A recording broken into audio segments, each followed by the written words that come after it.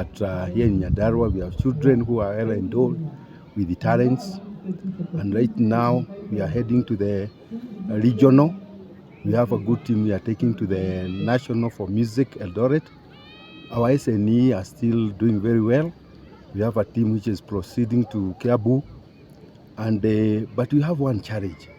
And this one, it is my humble request to our governor, who has that passionate, who is very passionate on education, that we require a standard field.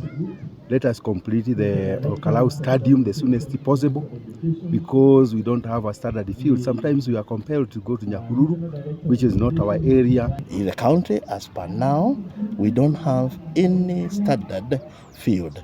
And as such, when we are hosting the regionals or any other level in games, we take them to Nyahururu, which, as you well know, is outside the county. And as such, the funds meant to come to Nyandarua, we take them to another county.